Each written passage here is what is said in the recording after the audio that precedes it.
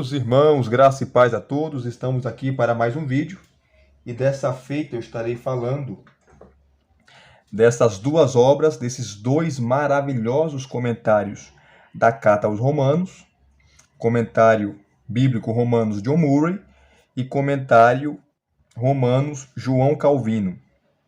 Lembrando que essas duas obras aqui eu já fiz o review aqui no canal, tá? Se vocês não viram, por gentileza, dá uma assistida nos vídeos, que eu tenho certeza que vocês irão gostar.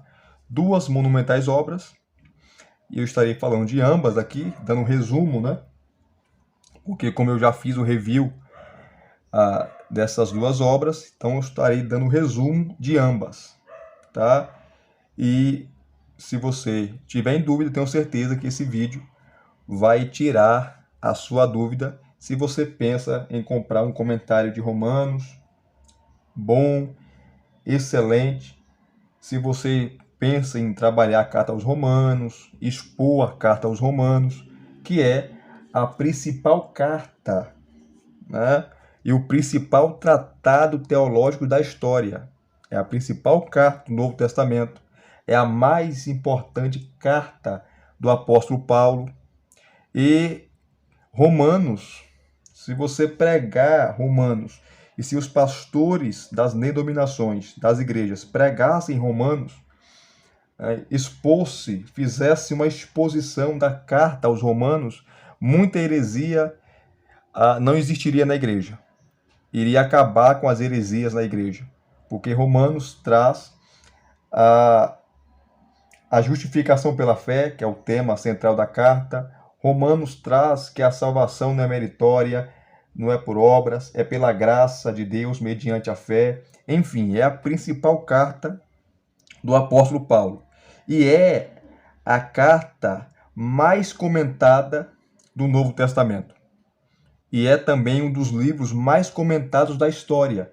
A Carta aos Romanos.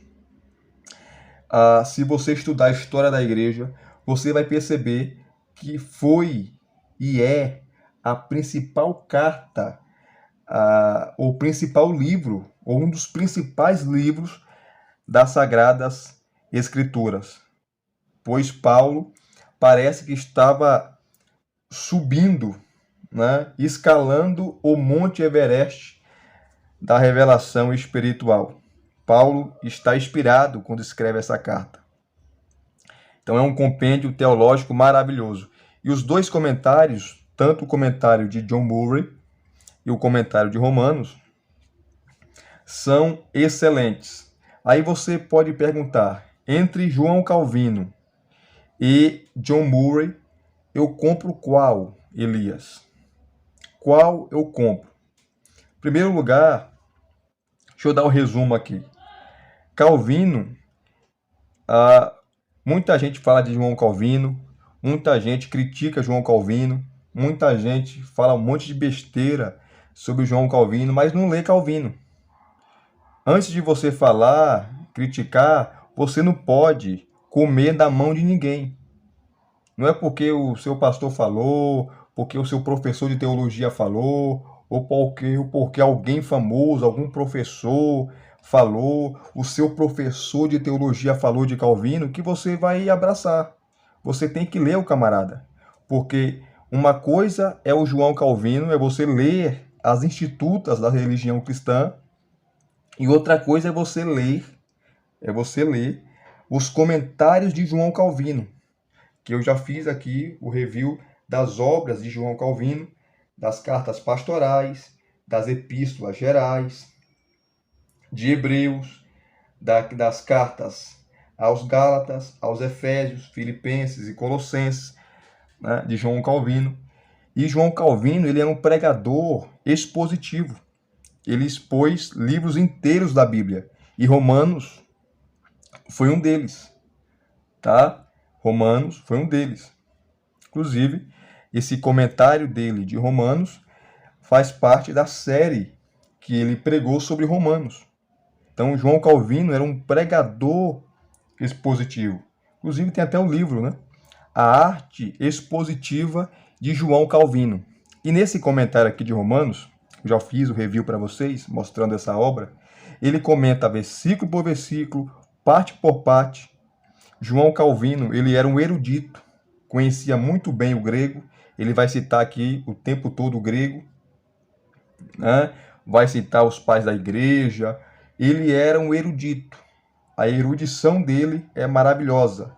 E ele era muito, além de ser acadêmico, além de ser um excelente exegeta, além de fazer as suas aplicações, uma hermenêutica séria, correta, coesa, coerente com o texto bíblico, ele além de saber explicar e de saber expor, ele aplicava muito bem o texto. Então, você vai ler os comentários de João Calvino e você vai perceber que a facilidade dele de aplicar o texto, trazer o texto para os nossos dias, porque não adianta você ler o texto, você estudar o texto e deixar o texto lá na época de Paulo, na época dos apóstolos. Você tem que falar do contexto da época, por que escreveu, para quem escreveu, quais os motivos, o que estava acontecendo, qual a cultura da época, contexto social da época. Você explica, mas você tem que trazer o texto para os nossos dias. O que esse texto tem a ver comigo? E aí você faz a aplicação. E João Calvino era mestre em aplicar todos os comentários de João Calvino. Quem tem os comentários dele e quem lê João Calvino sabe que eu estou falando a verdade. Isso aqui não é marketing, não. Então, nesse comentário aqui, João Calvino, ele, como eu falei, comenta capítulo por capítulo, versículo por versículo, parte por parte, perícope por perícope. Tá? Só estarei aqui abrindo, mostrando para você, tá? Algumas coisas interessantes aqui. Que Calvino, ele era pastor, professor, pastor, teólogo, um homem de Deus. Errou como todo homem erra, tá? Inclusive, a posição dele aqui sobre Romanos 9 é a posição que ele morreu defendendo. A eleição incondicional. Ah, mas eu discordo. Tudo bem, mas é a posição dele, tá? Porque Calvino ali, explicando Romanos 9, deixa eu pegar aqui Romanos 9 para você, e você vai ver o pensamento de João Calvino. Olha que comentário maravilhoso. No final do vídeo eu estarei falando para você qual dos dois você deve comprar primeiro, tá bom? Deixa eu só mostrar aqui o capítulo 9 de Romanos, né? Polêmico capítulo de Romanos 9, onde Paulo vai tratar sobre a eleição de Israel. O texto está falando de eleição. Aí é uma briga boa entre arminianos e calvinistas, que eu não vou entrar nessa briga, né, aqui, porque não é o assunto do vídeo. Aqui, ó, João Calvino, capítulo 9 de Romanos. Só aproximar aqui a câmera, vai dar uma balançada aí, mas só aproximar aqui a câmera. Está aqui.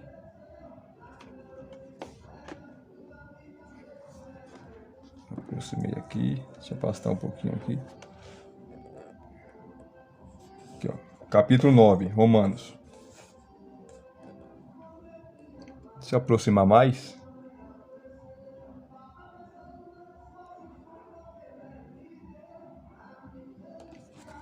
Estou no capítulo 9, aqui, ó, de Romanos. Deixa eu pegar aqui a caneta. E vocês verão que comentário maravilhoso, tá? Só vou ler alguma coisinha aqui para vocês. Deixa eu pegar aqui o versículo. Versículo 6 em diante. Descendência. Versículo, né? Cadê? Versículo 11. Aqui está o texto. Aqui está o texto, tá? Ele comentando, versículo 10, 11, 12, 13. E aqui do lado o texto em latim. Calvino falava latim também, tá? Falava latim, falava o grego, tá? O hebraico também ele conhecia. Ele era um erudito, um grande exegeta, um grande teólogo. Inclusive Armínio reconhece isso, né? Jacó Armínio reconhece isso.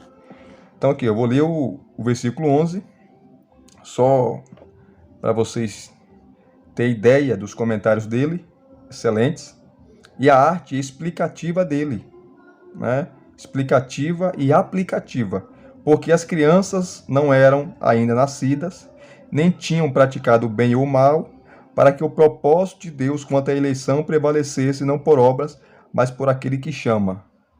Aqui, essas duas crianças estão representando a nação de Israel, na figura de Jacó, e a nação, ou o povo, os edomitas, né? E foram os descendentes de Esaú, ou o texto realmente está falando de dois seres humanos aqui, de duas pessoas. São duas nações ou duas pessoas?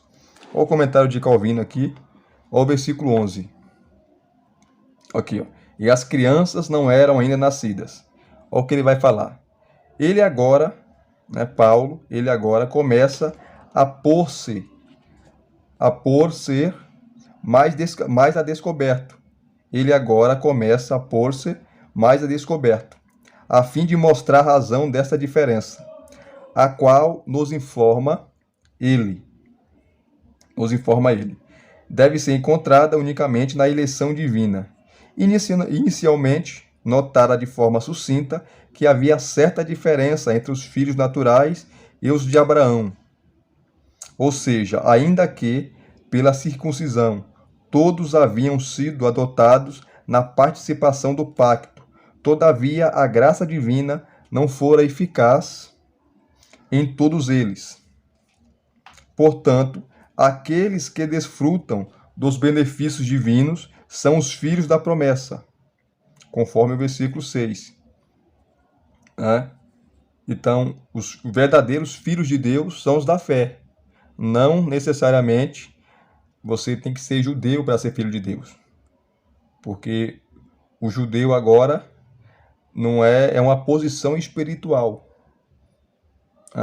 A circuncisão agora é interna, é no coração. Então ele está aplicando o texto aqui.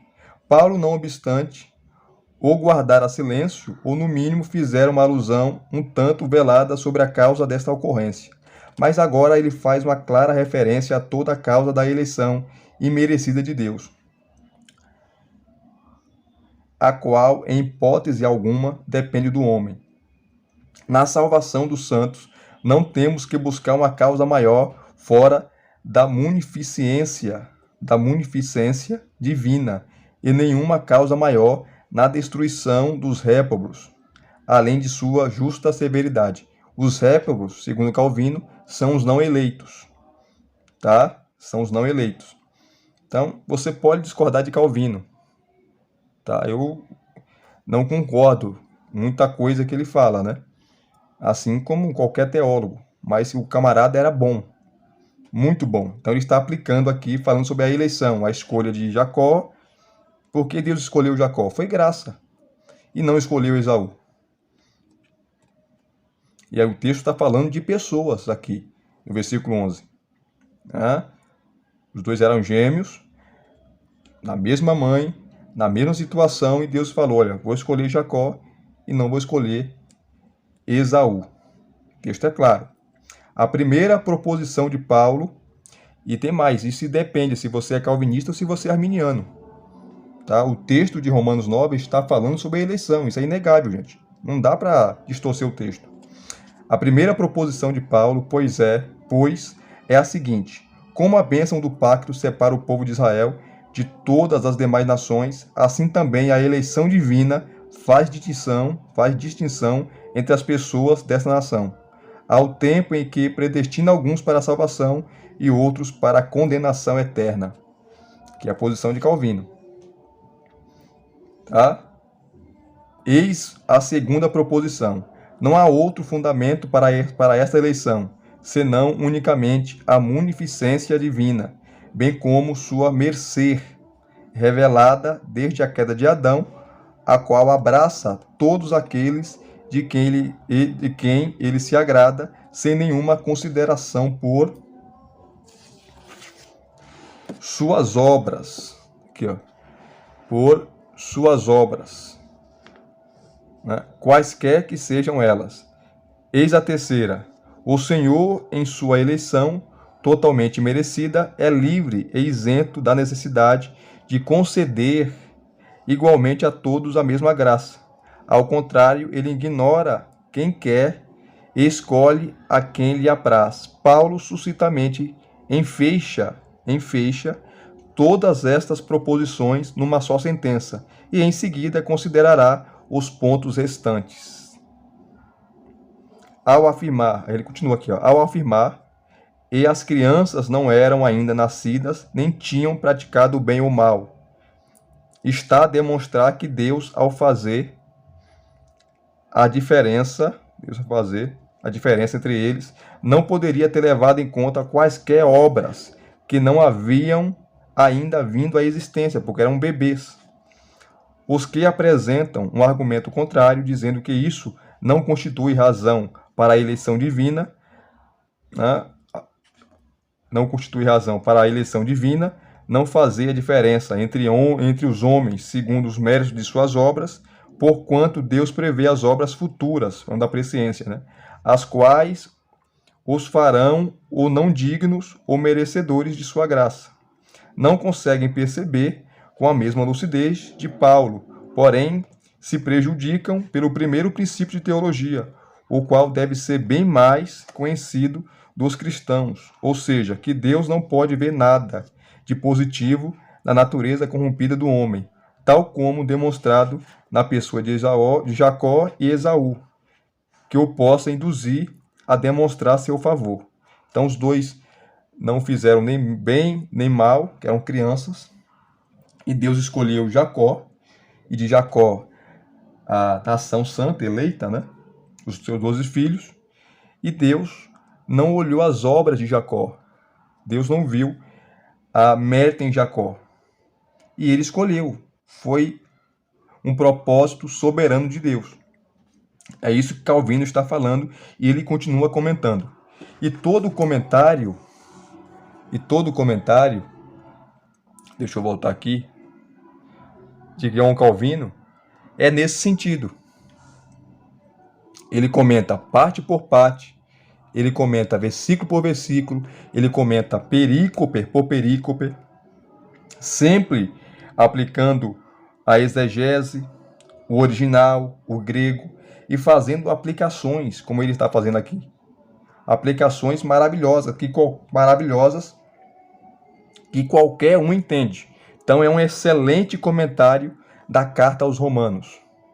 Tá? Então, se você comprar esse comentário, se você está pregando Romanos, Elias, eu não sou calvinista, eu não concordo com essa posição de João Calvino de Romanos 9, tudo bem. Então você pode pregar a posição arminiana, outra posição, não tem problema. Mas você tem que ser fiel ao texto, e você não pode fugir do texto. Mas você não pode negar que João Calvino era um grande exegeta, um grande expositor, um grande pregador, foi um homem de Deus, apesar de seus erros, porque é homem, todo homem erra, nenhum teólogo é infalível. Então, esse comentário de Romanos, eu li para você aqui, li para você uma parte, só para você ter noção de qual bom é esse comentário de Romanos. Inclusive, várias obras que você lê de Romanos, inclusive aqui John Murray, vai citar João Calvino, essa obra aqui de João Calvino, que faz parte da série de sermões que João Calvino pregou sobre Romanos, expositivamente. Ok? Então é um comentário maravilhoso, é um comentário maravilhoso. Já o comentário de John Murray, né, ele é mais extensivo, ele é maior, né, ele aplica mais o texto, ele estende mais a visão, tá? É um comentário mais exaustivo, onde ele vai trabalhar também, comentar perícope. só mostrar para você aqui. Deixa eu afastar aqui o comentário de João Calvino. Tá? Vou mostrar para você aqui.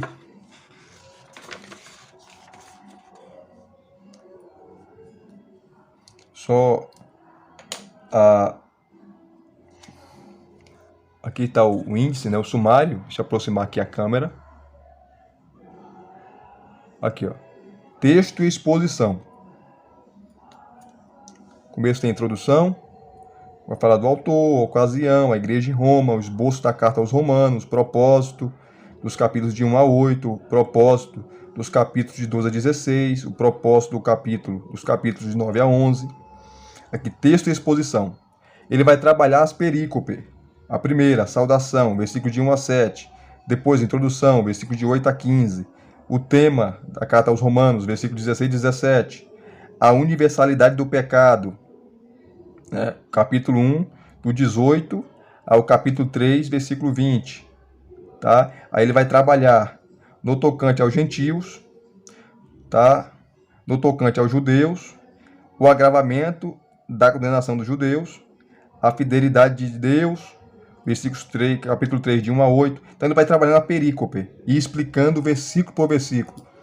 Tá? E tem mais. Deixa eu aqui voltar. John Murray, né, no final da exposição, tem os apêndices, tá? Sobre a justificação, de fé em fé, Isaías 53:11, Karl Barth e Romanos 5, Romanos 9:5, Levítico 18:5, tá? Os apêndices é onde ele vai falar de importantes assuntos, né? Vai comentar um pouco a mais. É um comentário muito grande, né? Muito exaustivo e maravilhoso. Então, entre as duas obras, você compre primeiro a do John Murray, né? Que é mais extensiva, tá? Que é mais explicativa, não que a do João Calvino não seja, mas John Murray, ele estende mais, ele comenta mais, ele é muito mais abrangente, porque é o comentário maior, não tem nem comparação, tá? Então você pega aqui a mesma passagem, vamos pegar aqui Romanos 9. E que o tempo voa, né? Estamos aqui com 22 minutos. Deixa eu pegar Romanos 9. Comentada por John Murray. Deixa eu tirar aqui o comentário de Calvino. Vamos pegar aqui Romanos 9. John Murray.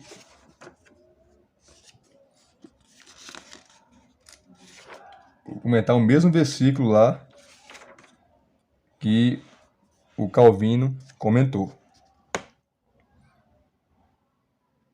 aproximar para vocês aqui a câmera. Que é John Murray, Romanos 9. Ele comentando os versículos de 10 a 13. Tá? E começa falando. Nesses versículos, o apóstolo recorre a outra instância do mesmo tipo de diferença. Nesses versículos, o apóstolo recorre a outra instância do mesmo tipo de diferenciação na história dos patriarcas. A tese que está sendo estabelecida, devemos relembrar, é que não foi por causa da descendência natural que os descendentes de Abraão se tornaram participantes da graça e das promessas da aliança estabelecida por Deus.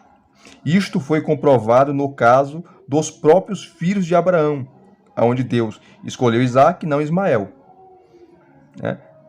Na distinção feita entre Isaac e Ismael, no entanto, não foi somente no caso dos filhos de Abraão que prevaleceu.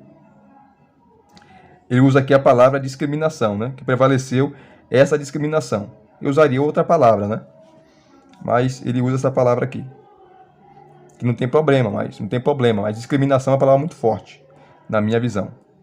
Ela ocorreu também na família de Isaac, onde Deus escolheu Jacó e não Esaú. O argumento do apóstolo se torna acumulativo à medida em que avança. Há novos fatores exemplificados na família de Isaac que não figuram no caso dos filhos de Abraão. Essas considerações destacam com mais vigor aquela diferença que precisa ser reconhecida no cumprimento dos propósitos da aliança divina. Estas considerações podem ser alistadas. Aqui ele vai trazer, tá? Aqui, ó. As considerações que podem ser alistadas. Aí ele vai trazer quatro, né? Quatro considerações sobre esse conceito. Primeiro, ele traz aqui, ó. Se a discriminação contemplada na promessa da aliança divina tivesse sido exemplificada somente no caso de Isaac, na história dos patriarcas, a proposição nem todos os de Israel são de fato israelitas, não teriam um apoio tão ostensivo. Poderia ser argumentado que a promessa em Isaac será chamada tua descendência, visava toda a descendência de Isaac, sem distinção. O fato de que a diferenciação torna-se operante na descendência de Isaac mostra que a mesma discriminação exemplificada no caso do próprio Isaac continua na sua descendência. Aqui tem as notas de rodapé, que são excelentes. Né? 2, aqui, ó. Segunda consideração. Ismael era filho da escrava e não da mulher livre. Portanto, a discriminação parece residir em um fator natural, e esse motivo parecia detratar o supremo interesse desta passagem inteira, a autêntica soberania da discriminação implícita na promessa da aliança. Esta consideração vinculada a Ismael como filho de Agar é eliminada no caso de Esaú e Jacó, porque os judeus falaram, claro, é fácil você falar de Ismael, porque Ismael não foi escolhido, porque Ismael não era filho da esposa verdadeira, né? Agar era serva de Sara, era egípcia, então era fácil, né, escolher Isaac e não Ismael. Mas no caso de Esaú e Jacó, os dois estão em pé de igualdade, o mesmo pai, a mesma mãe, e eram gêmeos, tá? Eram gêmeos. E Deus escolheu Jacó, né? E de Jacó os 12 filhos, e dos 12 filhos a nação de Israel, e não escolheu Esaú. Né? Então tá aqui, ó. Esta consideração vinculada a Ismael como filho de Agar é eliminada no caso de Esaú e Jacó como filhos de Rebeca. Estes dois nasceram de uma mesma mãe, e esta era uma mulher livre, tá? Livre. Isto é ainda mais acentuado pelo fato de que eles foram concebidos por ela ao mesmo tempo, e o desenvolvimento fetal deles foi simultâneo. Aqui tem a consideração número 3 e a 4, que eu não vou ler. Então, esse comentário é muito mais extensivo que o comentário de Romano de João Calvino. O comentário de João Calvino eu consulto bastante, é excelente, é maravilhoso. Mas entre os dois, se você for comprar primeiro, tá? É bom você comprar os dois. Mas se você for comprar, Lia, só posso comprar um. Compre o do John Murray, que é muito mais extensivo, mais longo, onde ele comenta mais. Os comentários de cada capítulo, de cada versículo, da perícope, são mais extensivos do que a de João Calvino. João Calvino é mais aplicativo.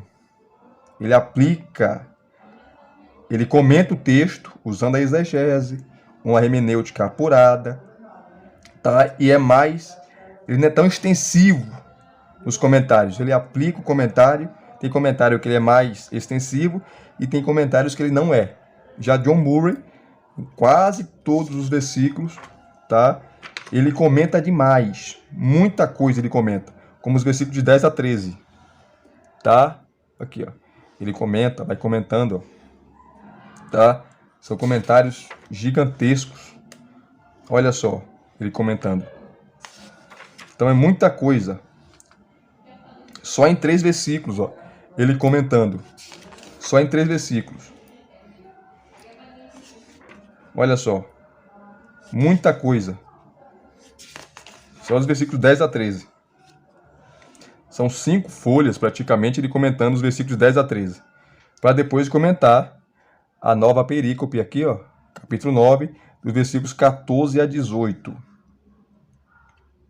Então, é um comentário maravilhoso. Deixa eu voltar aqui. Um comentário maravilhoso. Deixa eu pegar aqui João Calvino. Então, entre os dois comentários, se você for comprar primeiro, compre o comentário de John Murray, tá? Compre o comentário de John Murray, depois você compra o comentário de João Calvino. Ou então você pode comprar os dois. Lembrando que John Murray é muito mais exaustivo em seus comentários.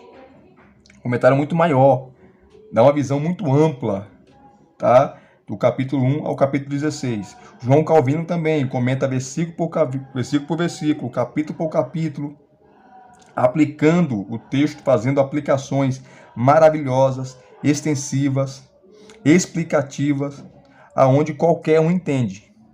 Tanto um leigo, aquele que não é teólogo, como aquele que já tem um conhecimento bem aprofundado nas Escrituras. Ok? Depois eu estarei fazendo comparações da carta do comentário de John Stott, junto com o comentário do Marvin Pate, expositivo, né? Do Marvin Pate, de Romanos, né? Falando também do comentário do R.C. Sproul, o Greg Kinnear e assim sucessivamente. Então, se vocês gostaram, desculpe aqui pelo tempo, né? 32 minutos, desculpe aí, mas creio que ficou legal, ficou bom. Comente aqui, deixe nos seus comentários o que você achou, se você gostou, se você não gostou, pode criticar também, não tem problema. Eu não tenho problema com crítica. Tem gente que remove os comentários quando é criticado. Se você criticar, eu não vou remover seu comentário, vai ficar aí, né, porque aqui é democracia. Vocês têm direito de falar. Liberdade de expressão é tudo. Ok? Então, deixe seus comentários, deixe o seu like, não esqueça do like. Tá? Se inscreva no canal se você não é inscrito e acione o sininho para receberem todas as notificações. Tá? Muito obrigado mais uma vez. Graça e paz. Até os próximos vídeos.